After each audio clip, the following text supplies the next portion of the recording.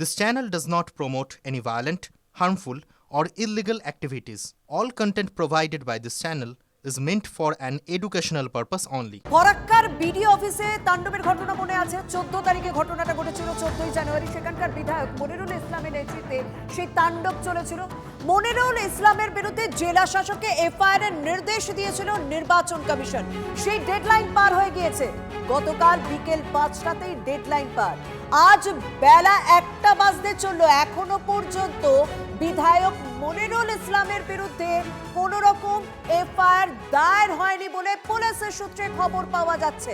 আমার সঙ্গে রয়েছেন আমার সহকর্মী কৌশিক। নির্বাচন কমিশন বলছে পদক্ষেপ নিতে, তার বিরুদ্ধে এফআইআর করতে জেলা শাসককে বলছে। তাহলে ভয় কোথায়? মানে বিধায়ককে নিয়ে ভয়টা কোন জায়গায়? এখনো পর্যন্ত ডিলে কেন হচ্ছে? এফআইআর কেন হয়নি? দেখো, একদমই সেই প্রশ্নটাই বারংবার উঠছে। আমরা যখন পুলিশের সঙ্গে যোগাযোগ করে এই বিষয়ে যে তাদের কাছে কোনো অভিযোগ গিয়েছে কিনা সেই বিষয়ে পুলিশ সূত্রে জানা গেছে যে এখনো পর্যন্ত তাদের কাছে কোনো অভিযোগ যায়নি। অভিযোগ না যাওয়ায় এফআইআর হয়নি। এবং অন্যদিকে জেলা প্রশাসনিক আধিকারিক যিনি জেলা শাসক রয়েছেন, যিনি আবার ইলেকশন জেলার আধিকারিক, তাকেও একাধিকবার ফোন করা হলে তিনিও কিন্তু ফোন ধরেননি। অর্থাৎ স্পষ্ট করেননি যে এফআইআর কেন হয়নি বা কেন কি এখনো হলো না কেন বা করবেন কিনা সেই বিষয়ে স্পষ্ট হয়নি। এবং এই যে তৃণমূল বিধায়ক ফারাক্কার এবং শাসক দল বলে কি এই গড়িমসি প্রশ্ন তুলতে শুরু করেছেন বিরোধীরা।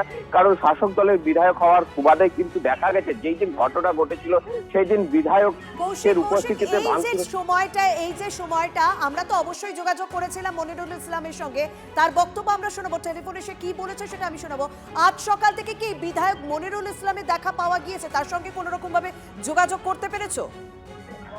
দেখো, মনিরুল ইসলাম কিন্তু তার এলাকাতেই রয়েছেন এবং তিনি যেমনটা গতকাল জানিয়েছিলেন যে তিনি এখনো বিষয়টি জানেন না, তার কাছে এখনো অবগত নয়। তার বিরুদ্ধে নিজের এলাকাতেই রয়েছেন, কিন্তু জেলা শাসক নির্বাচন কমিশনের নির্দেশ মেনে এখনো পর্যন্ত কোন রকম অভিযোগই দায়ের করেনি এই বিধায়কের বিরুদ্ধে, যে বিধায়কের নেতৃত্বে বিডি অফিসে তাণ্ডব চলল, ভাঙচুর চলল।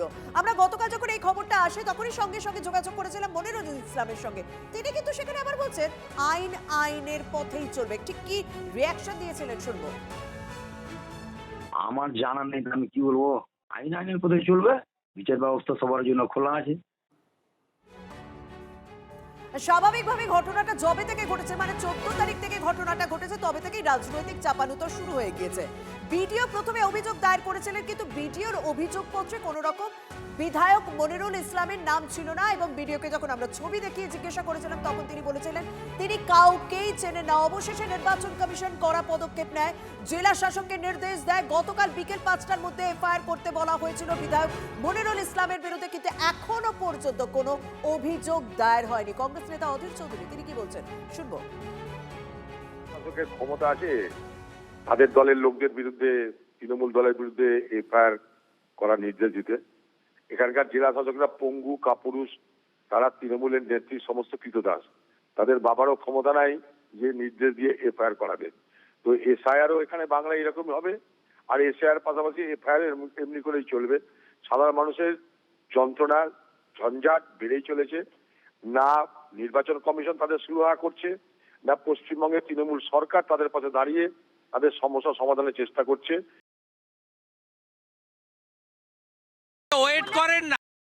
যেখানে সাধারণ মানুষের গণতান্ত্রিক অধিকার কেড়ে নিচ্ছে ইলেকশন কমিশনার বিজেপি, সেখানে মানুষ প্রতিবাদ করবে না তো কারা করবে? না, ব্যবস্থার প্রশ্নই ওঠে না, মানুষের অধিকারের প্রশ্ন। ব্রিটিশের সময় যারা জেল খেটেছে স্বাধীনতার জন্য, তাদের কি বলবেন? অপরাধী বলবেন না স্বাধীনতা সংগ্রামী? এখন হচ্ছে গণতন্ত্র রক্ষার সংগ্রামী। আর এফআইআর হলে প্রথম করতে হবে জ্ঞানেশ কুমারের বিরুদ্ধে।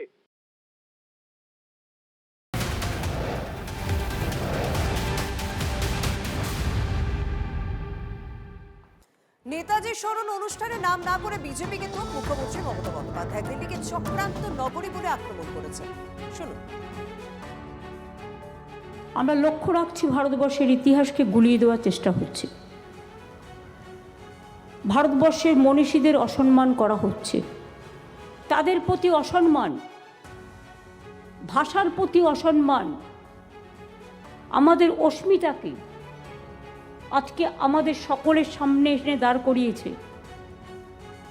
বাংলা কি সব মেনে নেবে?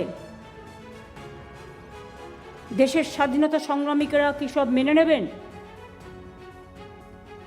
না সাধারণ মানুষ এই অসম্মানের বিরুদ্ধে জোট বাঁধবেন, তৈরি হবেন?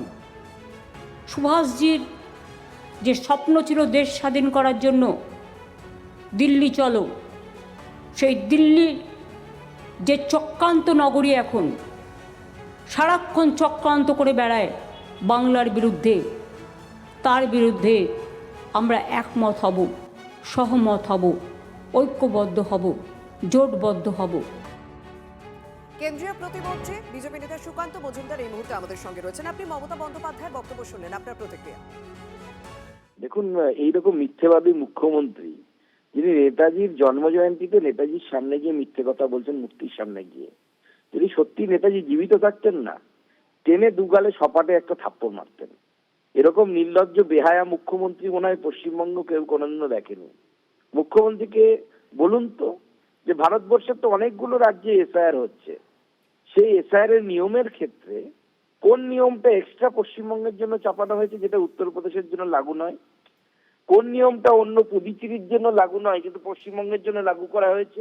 এরকম কোন নিয়ম মুখ্যমন্ত্রী কি দেখাতে পারবেন?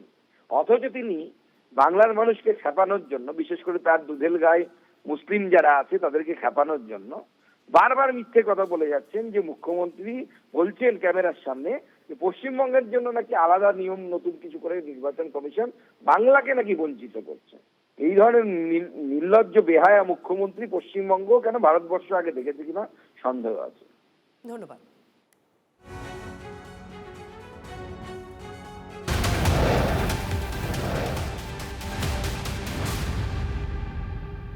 নেতাজির জন্মদিন এবং সরস্বতী পুজো এদিনও কিন্তু রাজনীতি থেমে নেই। সকালে ভবানীপুর চ্যালেঞ্জ ছুড়ে দিলেন রাজ্যের বিরোধী দলনেতা শুভেন্দু অধিকারী। ভবানীপুরে 36টি সরস্বতী পুজোয় আমন্ত্রণ পেয়েছেন। ভবানীপুরে তৃণমূলের নিচুতলা ফাঁকা হয়ে গিয়েছে, ঠিক কি দাবি করছেন শুনবো।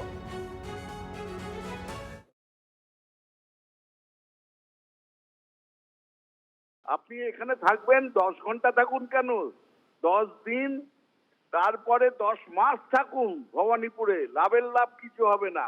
যদি ক্ষমতা থাকে ভবানীপুর থেকে ইলেকশন লড়ে দেখান, ক্ষমতা থাকলে চ্যালেঞ্জ। কিন্তু একটা কথা আজকে আপনার কথার মধ্যে দিয়ে প্রকাশ পেয়েছে শুভেন্দু বাবু, যে কত মিথ্যে কথা আপনি এবং অমিত শাহ আপনার দলের লোক এতদিন বলে এসছে মানুষকে বিভ্রান্ত করার জন্যে, যে বাংলায় সরস্বতী পুজো হয় না, আর নিজেই বলছেন শুধু ভবানীপুরেই 36টা পুজোতে আমন্ত্রণ পেয়েছেন। ঠিক কি চ্যালেঞ্জ ছুড়েছেন সকালে একবার শুনবো। ওনার ফাইলগুলো তো অপ্রকাশিত ফাইল, তো আমাদের দেশের প্রধানমন্ত্রী নরেন্দ্র মোদী আসার পরে প্রকাশ করেছে। এসব কথা বলে তো লাভ নেই, এসব কথা বলে লাভ নেই। ভবানীপুরে আমি আছি এতক্ষণ, এটাই উনি বিচলিত। উনি এখন ঘন ঘন টুইট করবেন, পুলিশের কাছে খোঁজ নেবেন। আমি আরও অনেকক্ষণ ভবানীপুরে থাকবো, কারণ সরস্বতী পুজোর উদ্বোধনে যাব। আমি ভবানীপুর বিধানসভায় 36টা সরস্বতী পুজো আমন্ত্রণ পেয়েছি, এটা মুখ্যমন্ত্রী শুনে রাখা দরকার আছে। নিচটা একদম ফাঁকা হয়ে গেছে।